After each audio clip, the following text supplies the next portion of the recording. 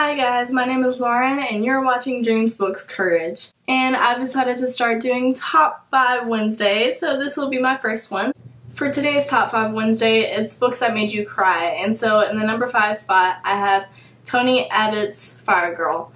And this book, although it may be short and middle grade, was extremely sad because it tells the story of a boy whenever he's in middle school and he meets this girl and she's a bit older but she's still in the same grade and she's very severely burned, and so it has deformed some of her features and the other kids laugh at her, and it's just a very sad situation. Seeing her life and how she had to keep moving from school to school because she had to keep trying new treatments to help her with all of her burns. It was just a very sad situation to see happen and just to imagine going through that life. And then in my number 4 spot, I have The Last Battle by C.S. Lewis, which is part of the Chronicles of Narnia. And one of the main characters is Aslan, who is the part of God symbolically within these novels.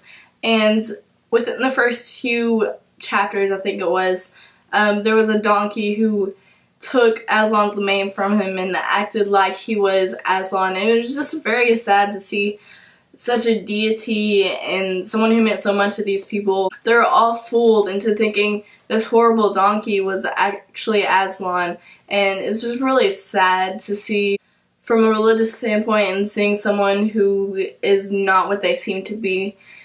The whole story was pretty sad, I'll admit. This is the 7th and final book of the Chronicles of Narnia. It was a very beautiful story, but it was also a story of death.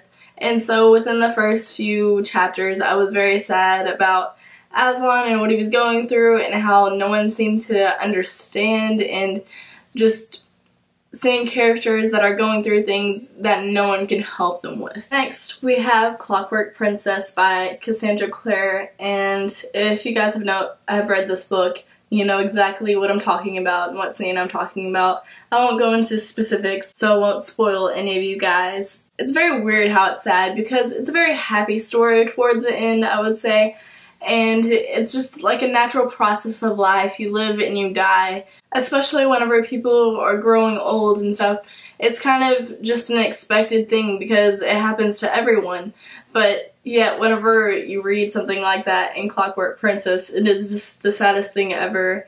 Just seeing life in all of its glory and then death in its glory too. But it's very sad, and I definitely just had a waterfall of tears while I was reading through that part. And in the number 2 spot, I have The Fault in Our Stars by John Green, which is my favorite book, written by my favorite author, and yet this book is one of the saddest books I've ever read.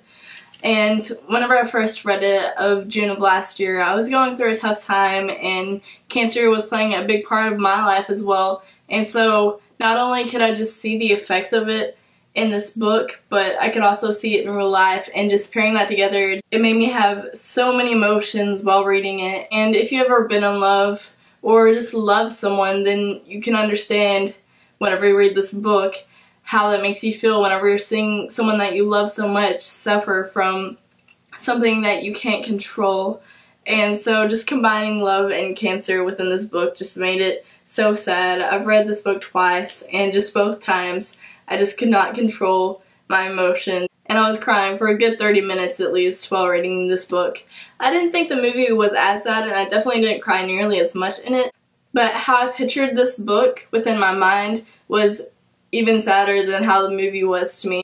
And then in the number 1 spot, I'm sure you guys have probably been expecting this, it is Allegiant, which is the final in the trilogy of the Divergent series by Veronica Roth.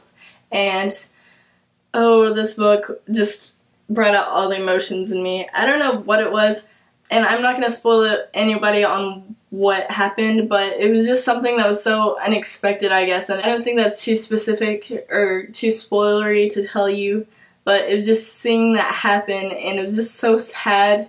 And not only did I cry in the book, but at some point I was driving and I started thinking about this book and thinking about that one scene that happened that ruined everything, and I just started crying while I was driving, and so that's why this is the saddest book for me. So I did love this book, and I did love this series. It was just, I couldn't take it. I couldn't take reading that part. Like, I don't remember what happened in the chapters after that as well because of just how sad and how emotionally taxing that one part was. So I hope you guys enjoyed my first Top 5 Wednesday, although it might have been a depressing one. I'm gonna go ahead and get back to reading. Bye!